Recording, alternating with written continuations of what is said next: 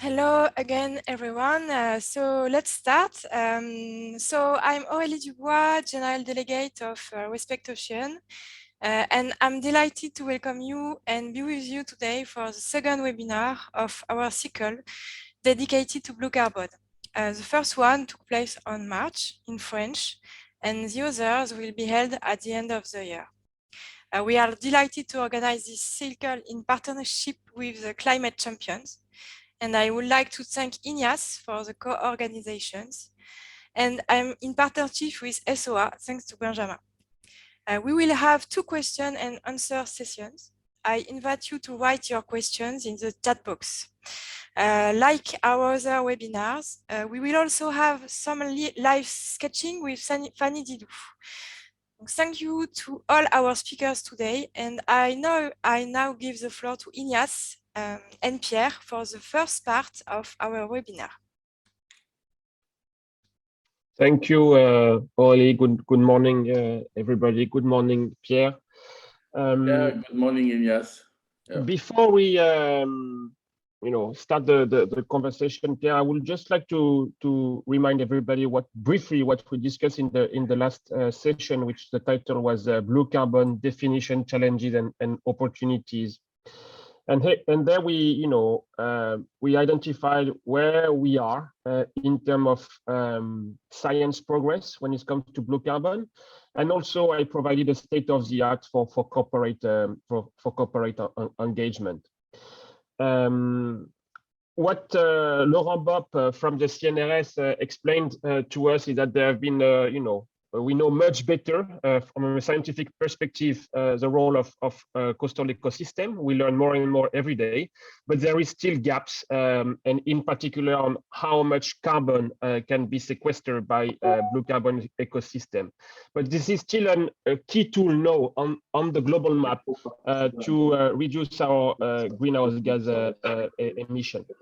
In a second part, I highlighted what role companies have to play in that space and why it's relevant for companies to think about blue carbon ecosystems, both in terms of method.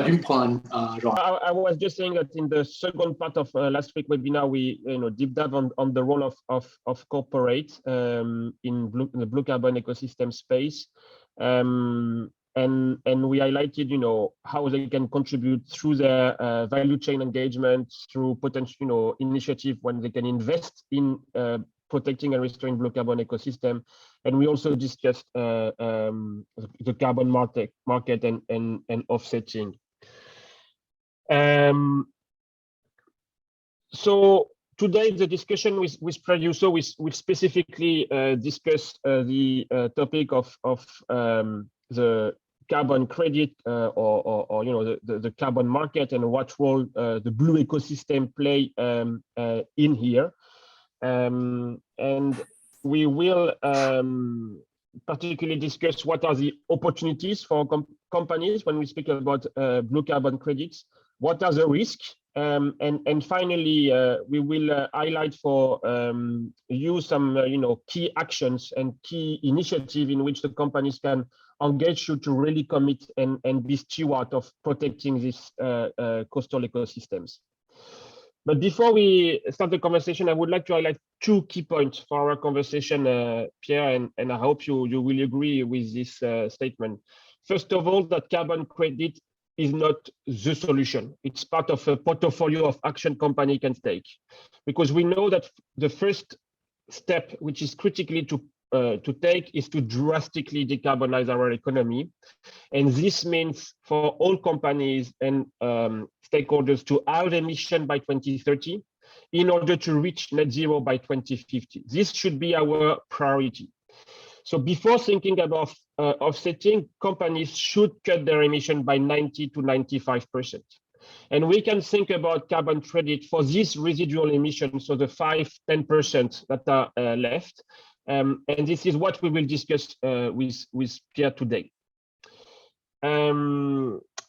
I realize that we didn't introduce you, Pierre, but maybe it's better if you introduce yourself, and then I will start with a first question.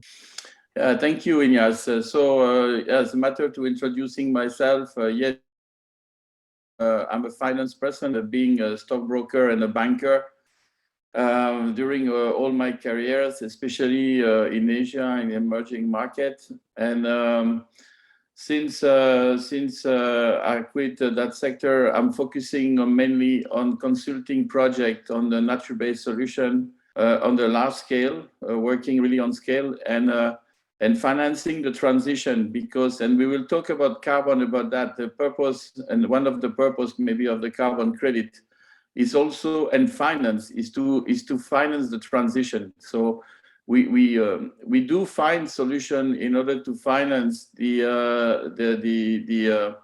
project, but sometimes here, something different that we need to look at when we talk about the ecological or energy transition. It's about financing from one situation to another situation. And this is not the same thing, because finance is not necessarily adapted for that. And we will see that the credit carbon can probably play a role here. Exactly. So I'm really focusing on that today. And more than happy to get my view and the way I do see credit carbon, and the way that we can use it, especially on ocean, which is one of my favorite area of play, as I do believe ocean is quite important for the future of our economy, of our planet, but also on the way that we have to develop a new business model. Thanks, thank you so much, Pierre. And indeed, the ocean is 70+% of our planet Earth, so it's worth thinking about it when we think about solutions. But before we deep dive on the topic you highlighted, and the connection between carbon credit, finance, and investment in the transition, can you explain, quite briefly, what is a carbon credit and how does this global market work? If you can do that, in a few minutes, that will be excellent, just to set the stage, and then we'll be able to, go a bit deeper on the topic. That's a very difficult way to do it in 2 minutes, but it's probably the most challenging. But let's say we start to recognize the credit, the carbon into credit, because we have to avoid carbon. We start to measure the avoidance of carbon, or we need to capture more carbon. So then we start to put some methodology in place which recognize how many tons of carbons you can avoid, or how many tons of carbon you can offset, or you can take away, you can capture. And so people doing their activity, they can be all negative or positive in carbon. So the people who are positive in carbon, they have the opportunity to sell the credit in order to generate some value, or we will say, I will use value here first, after we can differentiate value and monetization, which is two different things, in order to accelerate the process for other people to offset the carbon. So there are two mechanisms today existing. We have an official mechanism, and you have a proper market, which has, you have a market in China, you have a market in Australia, in California. So there are different markets which has been developed all across the planet. They are not fungible today, and they are official market. And on the other side, there is a voluntary market. So there is a market where, and this is what the people have tried to do. So voluntary market is more like an OTC market that we have for the people who have a finance notion. And so we can make transaction, but you cannot do transaction like that. We have to pay attention to two things. First of all, we need to certify properly the way we compute this capture and avoidance of carbon. So certification, and there have been agents which has been appointed to certify, and we need, and this is the most important, we need to avoid double counting. So the concept of carbon is mainly coming from the NDC. So that means for the way that we are measuring, the country, each country to reduce its footprint as best of COP20, as best as of COP21. So it's really where we start to have, and this is managed by by an article of the COP21, which was called the Article 6. When we try to put in place all the methodology and all the rules of engagement that the different country will take normally the UNFCCC, which is the United Nations in charge of climate change, is the guardian of this pool of carbon, because we need to make sure that we have a clearinghouse of this carbon and we are not exchanging or trading more carbon than we normally do generate or we do have around the planet. So this is the mechanism. So this is a mechanism, is a tools that we do in order to incorporate an externality, which is the carbon, in the way that we will value the performance of the company. And after that, we can trade it through two mechanisms, one official and one out of the market, which is called the voluntary. But whatever we are on one market, on the other market, you need certification. Thank you. Thank you so much, Pierre. That was very clear. So my follow-up question, and you highlighted this point, between value and the difference between value and monetization, and I think this is one of the critical evolution that we can see on the market today, on whether we use carbon credit as a money for a transaction, or whether we use carbon credit as an asset that can be used for investment. Can you give us your perspective on how the market, from your perspective, should evolve in one or the other direction? Yeah, as I've been the head of a trading room and a dealing room, so I have a pretty view of what is a market and how a market normally evolve. As usual, if we are using a mechanism, whatever is equity, or is it foreign exchange, or even today carbon, as a flow, there is always a risk of, we need to follow the risk of the market. So there is price going up, price going down. We need to match prices either through an electronic or through a manual way. And at the end, is subject to speculation. So I think today we are starting to put credit carbon as a flow mechanism. And I think it's the beginning, and why not? I think it helps today to get knowledge, to understand the market, to trade it, to feel it, and to understand the way we compute it. Remember, we need to certify. So you cannot do anything until you got certified. To certify, we need to create methodology.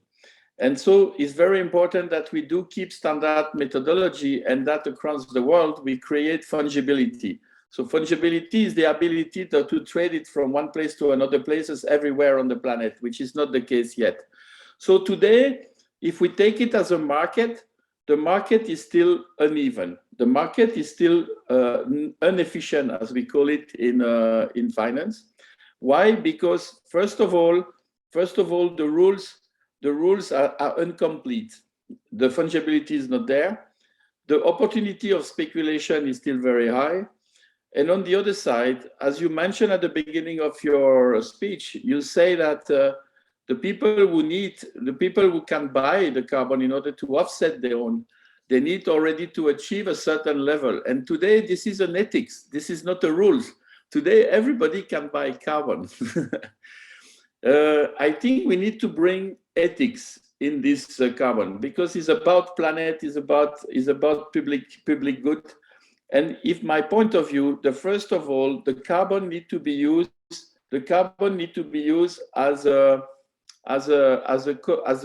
asset to facilitate, an asset to a collateral. We can discuss the real world in finance, but as an instrument to facilitate the transition. And the carbon has to be a co-benefit of something that you are doing, and not a goal. And this is critical. This is very important.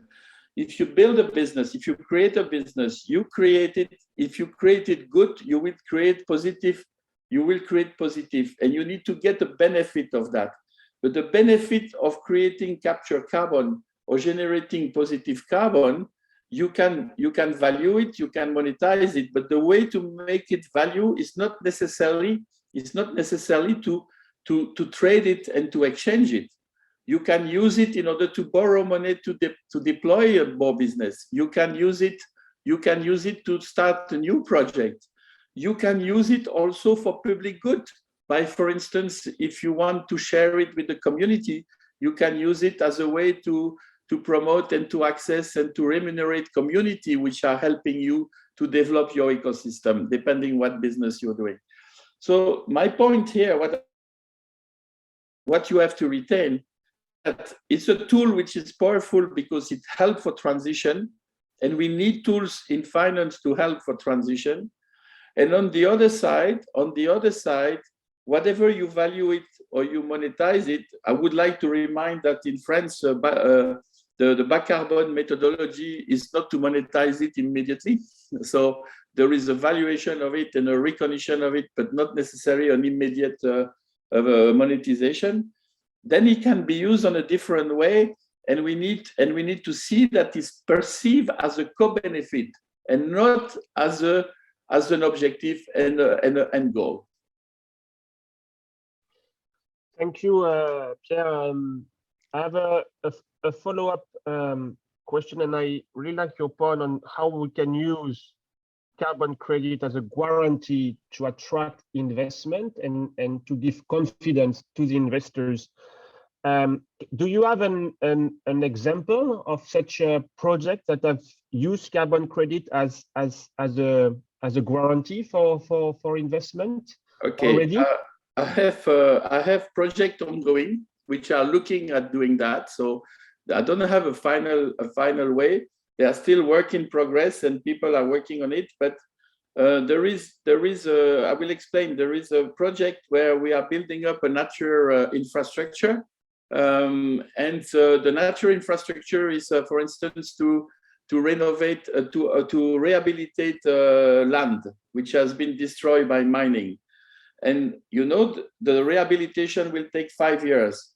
So what we are doing here, we are doing that a DFI is lending money, concessional money, in order to help and to finance the 5 years to renovate the land.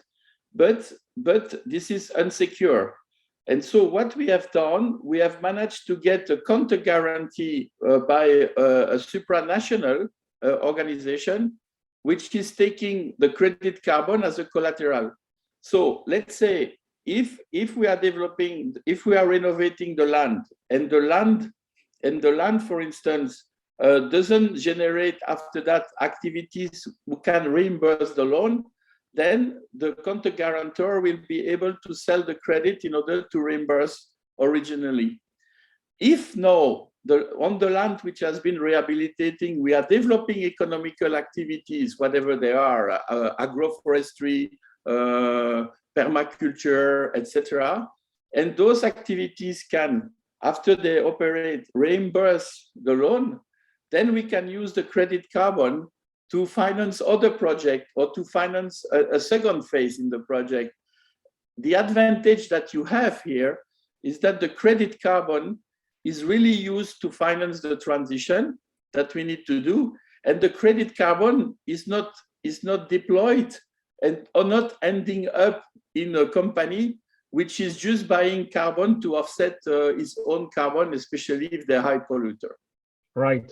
So the point I think you are making is also what I highlighted in the beginning, that in no case carbon credit should be used to offset for a company that is currently planning to drill in the Arctic for oil or gas and then replanting mangrove in Kenya or Tanzania, right? I think this is very important to use this market and this value of the carbon credit to be able to invest in the company that a real difference. Yeah. Pierre, I don't know if you see a specificity, because the topic of our webinar is blue carbon. Is there a specificity of blue carbon on the carbon on the carbon market? Do you see some specific risk or challenges or opportunities that you don't see, for instance, on forestry or other type of land based credits? I will say the blue carbon, or the carbon out of the blue, it's huge, because if you remember, 50% of the carbon capture is coming from ocean. So I think definitely opportunity will be there. through a different, but the only miss point that science or to evaluate and to compute the carbon and the way to evaluate and to evaluate the carbon out of the blue, out of the ocean, I will say in general, is still very poor, is still very weak. Why? Because, you know, like for many other things, the ocean, we don't know the ocean yet. We are very behind. You know, people sometimes say we do know more the moon than the ocean. So the problem is that we are behind in terms of understanding and of the ocean and the way that the carbon works. We all know the whale. You know the whale, huh? All of you, you know the whale. You know that the whale is capturing carbon on the equivalent of two Central Park in New York. So it means 30,000 tons of carbon by year. Why? Because they eat the plankton, and with the plankton they bring them down when they dive, and they bring the carbon down into the sea, where is the best place to be. So we need to understand all these mechanisms. I will say for the business, I will say the seaweed activities and the kelp activities are probably the ones generating massive carbon.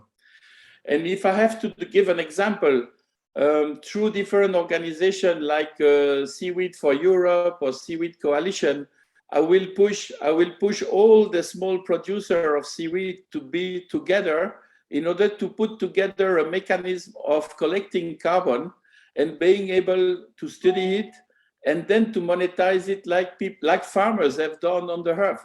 On the farm, you have in France Terre à Terre. I don't know if you know this organization called Terre à Terre, which is measuring the carbon of the farmer and after offsetting the carbon in order to remunerate the farmer because they are improving the soil and the soil capture. So we may imagine the similar type of structure when we do see seaweed producer putting an organization together, I don't know, call it C2C maybe, where they can, or seaweed to seaweed, where they start to study, they start to measure, and they start to put a market where all together they can sell back, and so they can generate additional revenues, which will help them to develop their business. Thank you, Pierre. I think it was very clear for how you explain and this opportunity for a positive ambition loop. When you buy, you get credit, carbon credit, you invest, you use that as a guarantee for investment, and this company will deliver positive co-benefits for people and nature. And the example you gave with Terre à Terre is very compelling. I forgot to answer your point on the risk. So on the risk side, what is the risk? But the risk is the big risk we have is greenwashing. The first risk is not appropriate science behind the methodology and starting to have so many methodology that are not properly supervised and controlled. And then we are double counting the carbon, and then the carbon is becoming something which is not reliable. So transparency, trust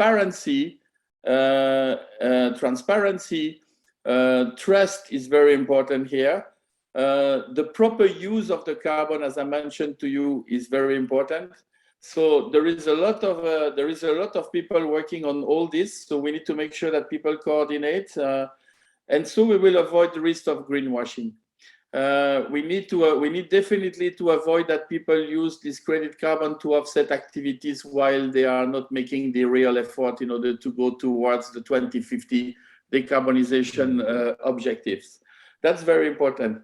What do we need? We need to bring data and digitalization into the process, because the blockchain and maybe the use of token into the carbon will allow this transparency, will allow to use data and big data from satellite, from the different sources, from the drone, from the scientist information that we do have, like in Europe, from Copernicus, for instance. And then after that, when we create platforms which are properly equipped with blockchain, with big data management, artificial intelligence, then we will be able to create a more efficient market and probably a better So it's very important to understand more we are moving management, more we are doing on a pure methodology, and more we will move to I will say a digitalization of the process, more efficient and more transparent we will be. Thanks, Pierre, for highlighting that. And you spoke about the world, but that's one beautiful creature in the ocean, and there is currently also, we know, the high potential of carbon sequestration of fish, right? And if we are able to measure that properly, this will also give us a better reason to protect this critical ecosystem and the biodiversity. So there is opportunities everywhere. We can transform completely the fishing industry by doing this. Exactly. Because by data we can tell where to fish and when to fish, what kind of fish to fish, because today we are just wrapping the ocean like stupidly. So we can fish more smartly and sustainably. And secondly, after that, if we do know the way the fish are capturing the carbon and the way that they are, then we can also add this information to the process, which will make the fishing industry much more profitable because they will fish more fish. But in addition of that, there will be also much more carbon capture. And this is not bullshit. This is already working around some MPAs, especially in the Baltic Sea, where we can see that when we do apply that in some project, we have seen the acceleration, more fish to be fished, and at the end, a development of the biodiversity, which is the consequence of a better management and the inclusion of the carbon capture into the business model. And it's also an opportunity for an additional source of revenue as well. So thanks for that, Pierre.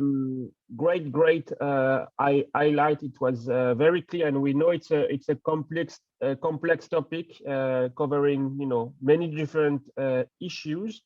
But now I would like to turn to the participants, and whether you have reaction, comments, or question for or myself.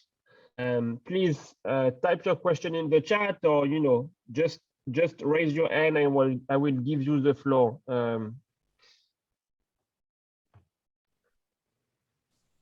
Thank Ignace and Pierre for this interesting first part. So we have a few minutes to so if you have any, please write them in the chat box. But in the second feel part, free to write us in French if you are more comfortable. We can translate if needed. Yes, and in the second part, we will have two interventions, Carbonetics and Tenaka.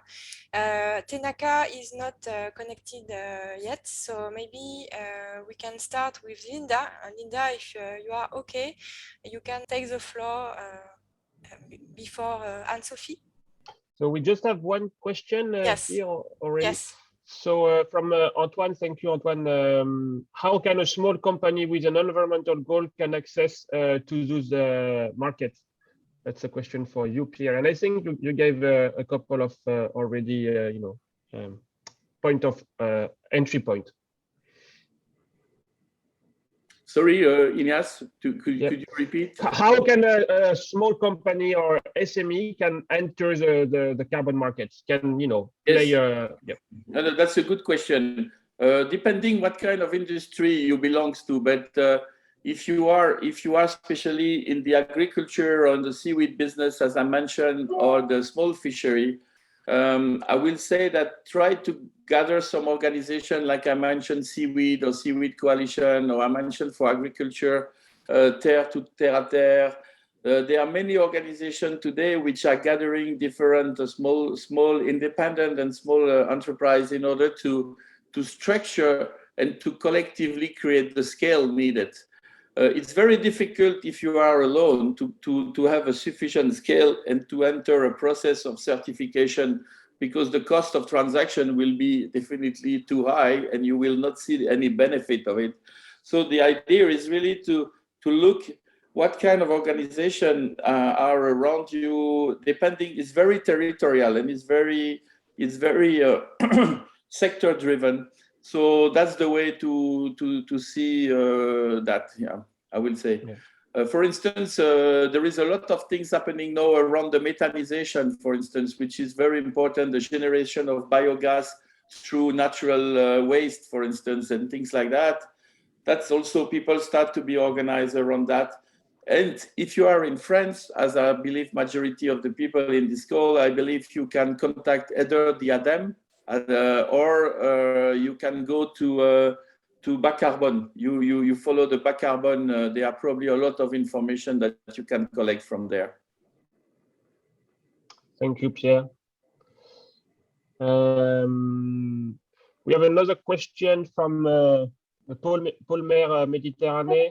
What is the work currently done on the capacity to monitor and regulate the carbon market to avoid the example that we described, which is to let the polluting companies continue their activity without reducing their carbon emissions? So basically, how we can bring, transparency in the market. Can you highlight a few points here, please, Pierre? For me, today, everybody is allowed to buy credit carbon. I think in the future, we need to define the rules of who is allowed to buy credit carbon. Because if we don't make that, there will be always people, and the one who have deep pocket and money who will continue to buy credit carbon, and probably not at the right price in addition of that. And the benefit of the people who are really capturing the carbon is not going in the right pockets.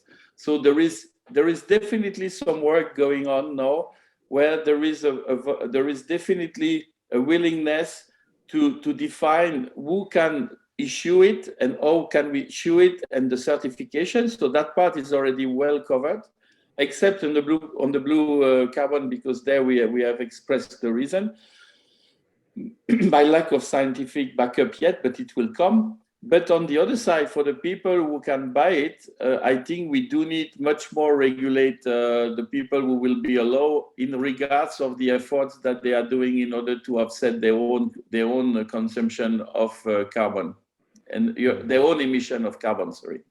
Yeah.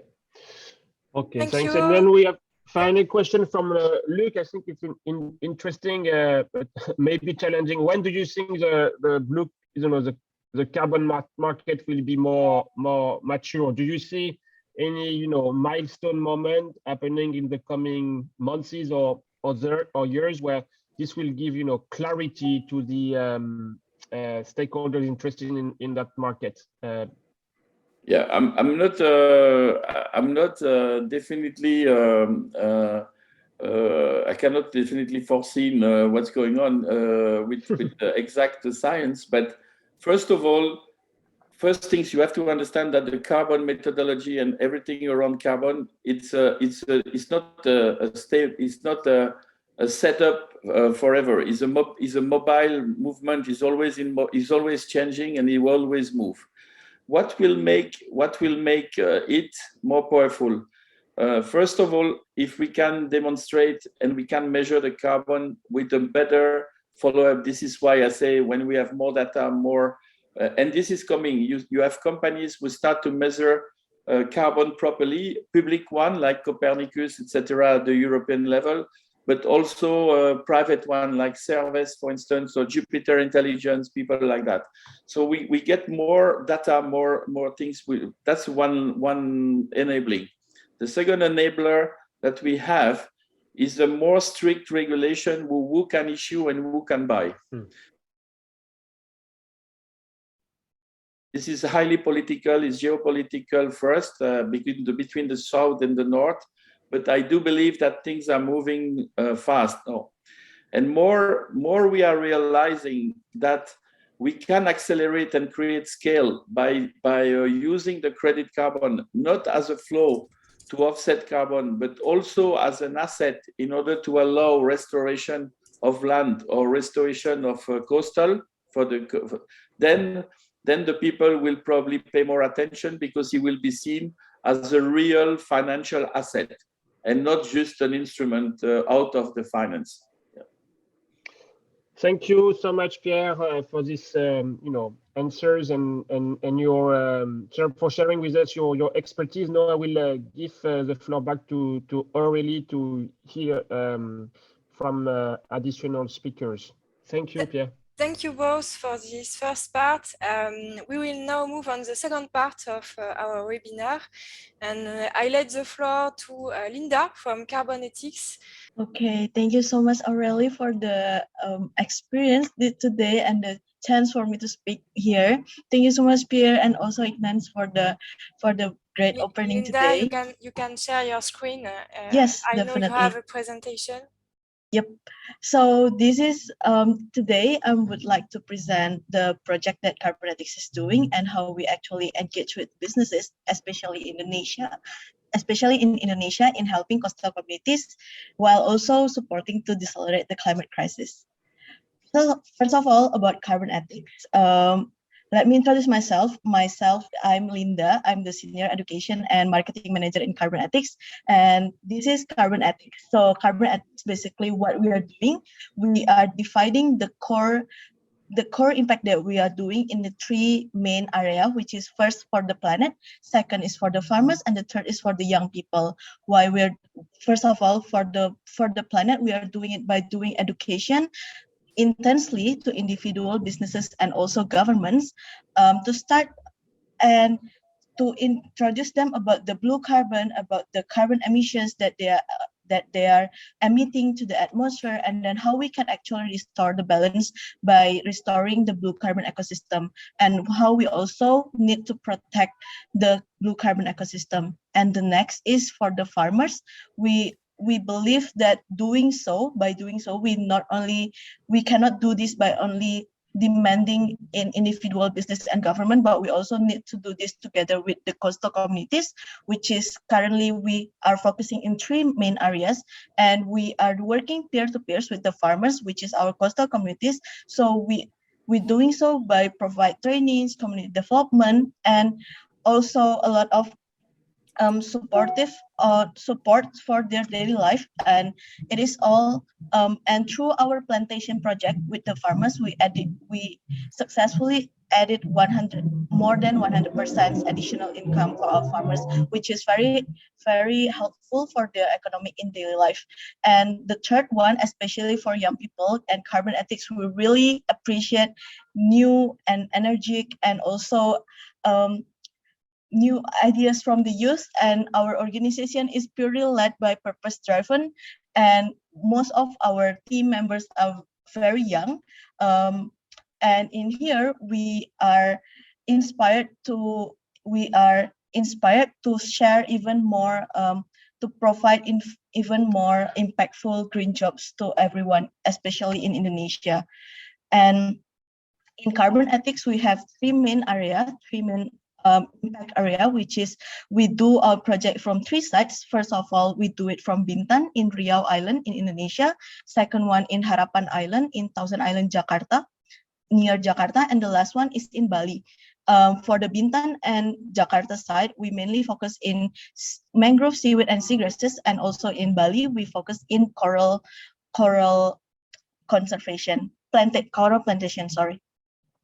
So as previously Pierre and also Ignace has already shared, definitely blue carbon is like the treasure in this climate change, and let me give you back a little bit, bring you back a little bit. Why is this important? Because blue carbon ecosystem definitely important because it can definitely store 10 times more carbon than the terrestrial forests. And also why we do need to conserve blue carbon, sadly, is because even though they absorb a lot of carbon, but they actually have one of the fastest deforestation rate across other forests. So therefore, in Indonesia, Indonesia is actually one of the third largest countries with the biggest blue carbon capacity in the world, and Indonesia actually holds 17% of the world carbon reservoirs. So in Carbone Ethics, we're not only doing restoration, but we also want to do we also encouraging the locals to protect the blue carbon ecosystem there. And to work with various people with various background, from businesses, individuals. We always use this framework to, first of all, we started with educating them, and then we continue. We started the education with various types. First of all, for the education, we always encourage people to calculate their carbon emission, especially their daily carbon emission, that is for individuals, and then we educate them about how they can actually absorb their carbon from the atmosphere by planting blue carbon package that Carbon Ethics provided, and also they can continue to see the transparency that we provide through our digital monitoring. And in this part, want to bring you back step by step. For education part, we do have carbon calculator, which you can access in our website, carbonethics.org. And then for businesses, we do provide GHG, greenhouse gases consultation for them, so that the businesses can calculate their carbon emission throughout the end to end of the business itself. And also we keep roaring this up in our social media. We are actively there for the educational event, and we actively do education in our social media, so more and more people know about this urgency, about this climate change, and they would love to protect, and so they are eager to protect the earth and the blue carbon as well. And also for the people who don't really know about climate change, what is it about, why blue ecosystem why it matters, we do provide Carbon Voice curriculum, which it have 6 units that share to people about the climate change and how we can tackle it together. And also for the business itself, they can actually access our partnership page and look into how we that is one of the way we engage with the partners, where we show our previous partnership through our partnership page. And then we have, after the education part, we go to the restoration part, which is after the business of the individual calculate how much carbon that they actually emit to the atmosphere. We always encourage people to firstly reduce their carbon emission, and then if there's things that emission that we still cannot reduce in our daily life, so we encourage people to plant blue carbon package and do coastal protection through coral plantation. And the blue carbon package itself, it contains of 3 mangroves, one package of seagrass research, and also 1 seaweed seedlings. And through this, through our blue carbon package, through our research as well, we get that from 1 blue carbon package, we can actually offset 60 kilograms of carbon. For the things that I've already planted, we also we go to the next step, which is utilize. And in this part is where the community comes. Aside of planting, we see that in coastal communities, most of the people are not always privileged, and definitely they do need increases, like, do need support in economic side. So we try to utilize what we have already planted, especially for mangrove and seaweed. And thankfully this year we actually successfully created mangrove soap for mangrove and seaweed, and also batik from mangrove. So batik is actually Indonesian cultural fabric, and it is one of the major culture in Indonesia, and it is a traditional one. So we create it out of mangrove propagule for the batik itself. And the last one, after we create things out of the mangrove and the seaweed that we planted, we also encourage people to protect our ocean, because currently, aside of blue carbon itself, it gets threatened. It also gets threatened from the plastic waste that is always coming in every every day. So we build a local waste bank in our project site, in one of our project site, and through there, for the 6 months of our first, from our less than 6 months of our operation, we have actually managed to get 1.2 tons of plastic. 1.2 tons of trash from the coastal area, which a quarter of it are plastics. And also we also did digital monitoring for every BCP and coral, blue carbon package and coral that you planted with us, we do provide transparency, even though it's still not that advanced at using blockchain, but we tried to give like a piece of evidence that we actually really planted what you have already buy with us.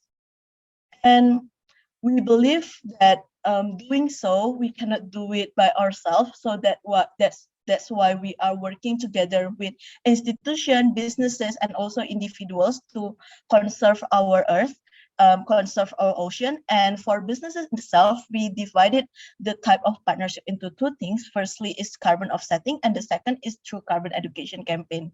For carbon offsetting part, we always encourage the businesses to do to calculate their carbon emission, to try to reduce it, and of course, if they cannot reduce it, we do give carbon offset services, even though we are not yet verify. Currently, we are still in the scope of voluntary carbon market. And for carbon education campaign, we do it with several brands already to increase the education, to increase the awareness of the people about their carbon emission, how we can reduce it in our daily life.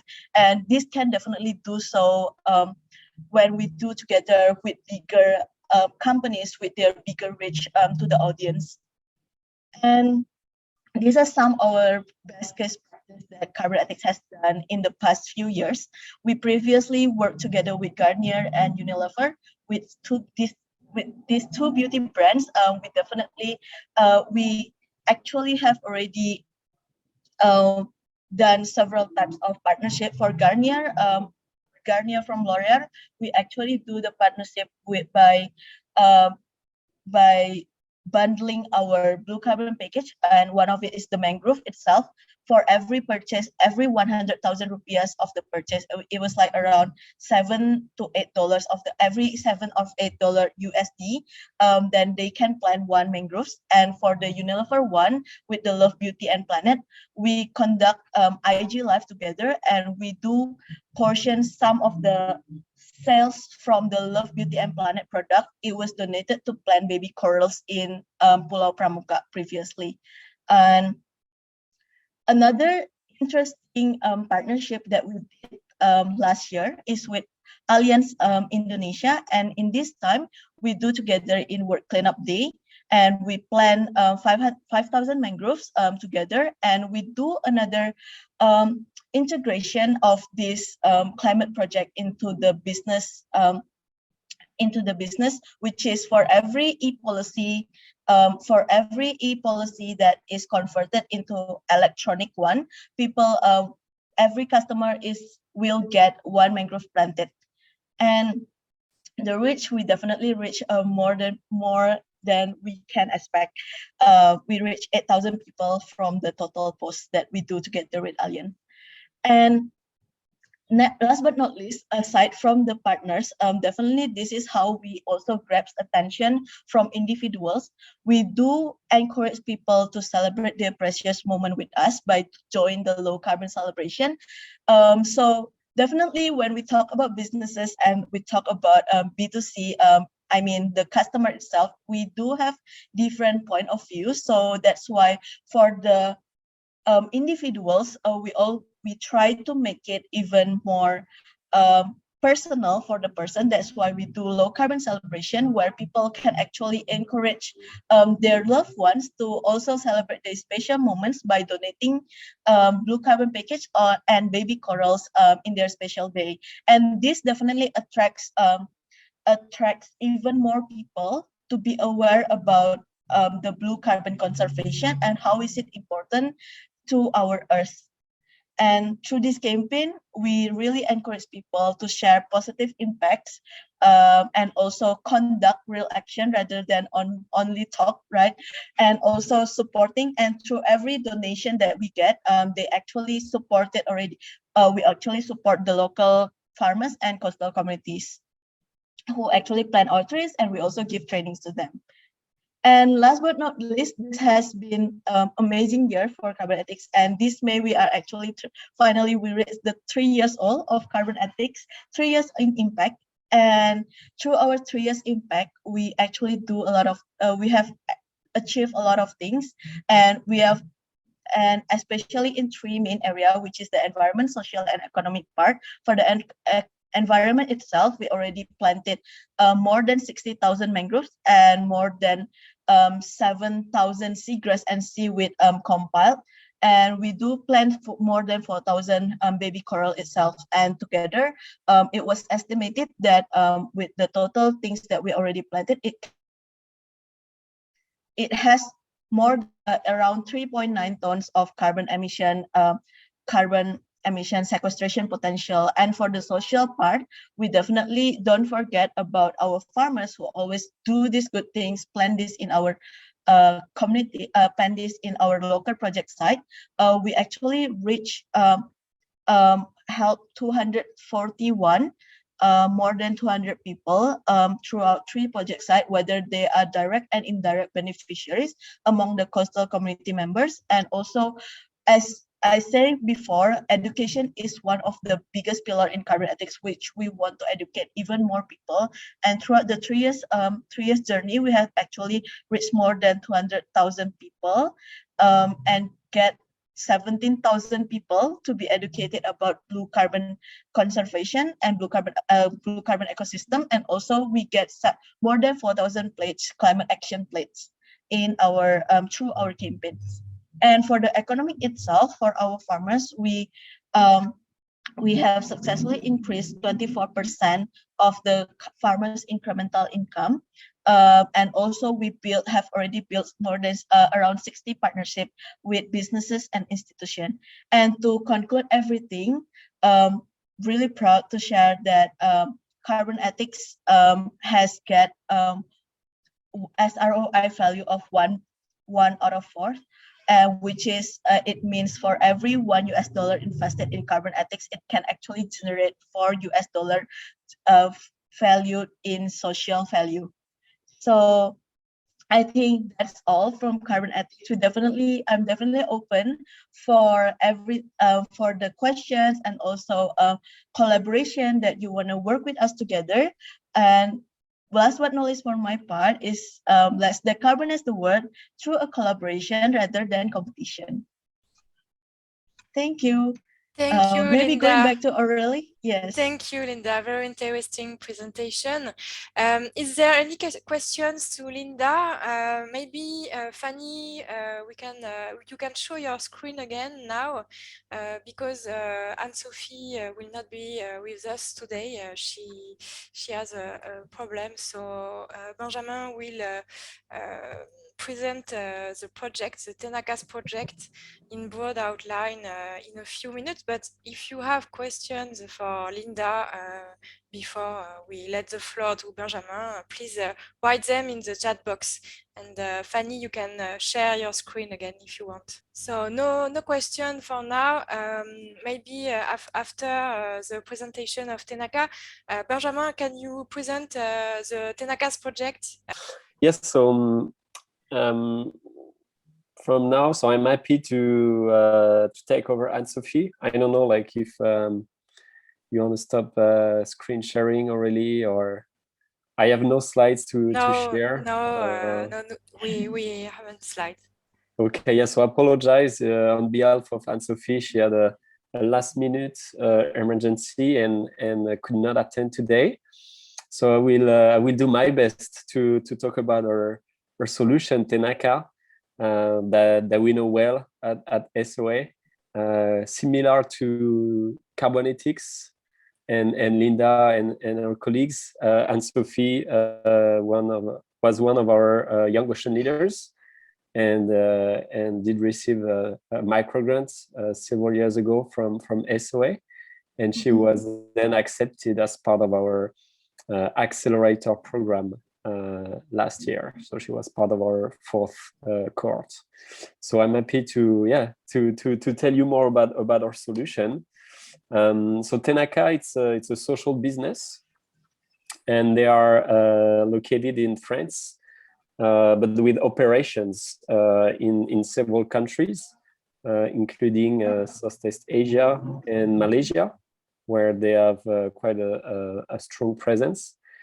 And basically what they are doing is that they are working with CSR teams, so corporate social responsibility teams of large companies, mostly located in Europe, to put in place programs. So mostly restoration programs. So they have 2 angles.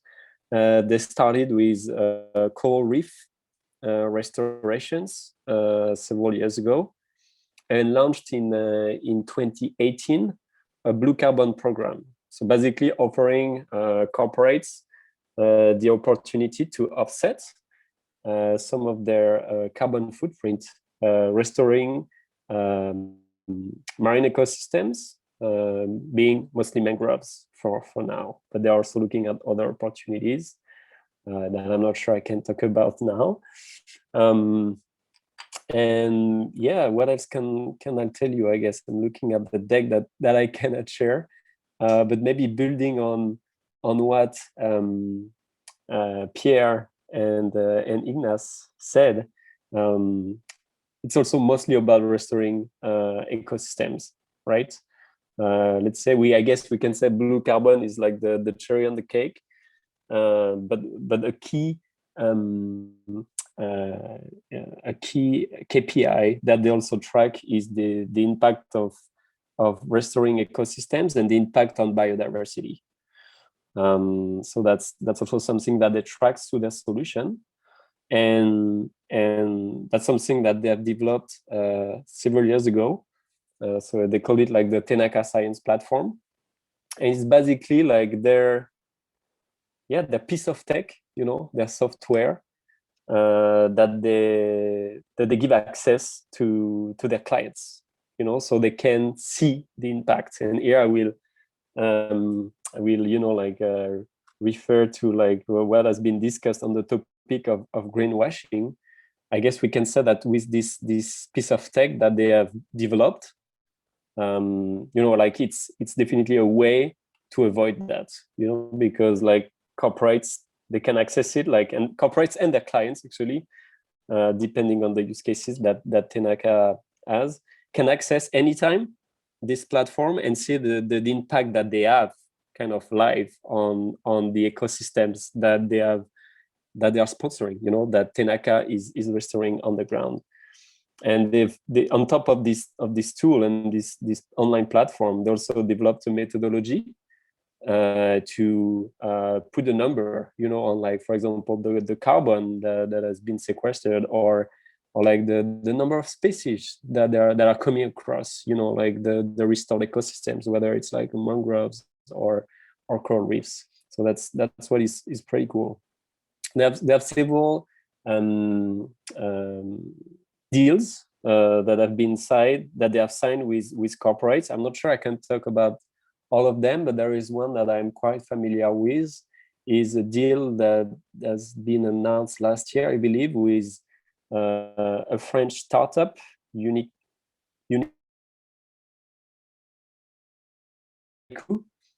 which is basically doing and offering AI services. And they are French, but located in New York. And they have decided to work with Tenaka to offer the clients the opportunity to offset their carbon footprint through Tenaka. And doing so through the Tenaka Science Platform. So that's one example of a business deal that I can talk about. There are also other like use cases and and shapes that and forms, but I'm not sure I can talk about it now, so I prefer not to like disclose anything here without the approval of Anne-Sophie. And in terms of impact, looking at the latest numbers that they shared with us, they are talking about like 10,000 tons of CO2 sequestered over the last 3 years. So it's starting to be quite a number. And yeah, what else can I tell you? I think that's it for tonight. I'm of course happy to redirect you to Anne-Sophie after that meeting in case you would like to know more, and happy to connect you with her after. Thank you, Benjamin, to replace Anne-Sophie at the last minute. It's now the end of our webinar. Ignace, Pierre, do you want to say a conclusion word or react to anything? Maybe my conclusion is that everything about carbon, as you can see, can be quite innovative in the different way that the people want to use it. I think there is an educational process. People need to learn about it. Need definitely to understand the concept. So education awareness is very important, and so I believe that webinars like this one are very useful. I do believe. But I think after that is really to see how you implement in your own business model, or you change your business model, and also how you look for innovation. I just plug,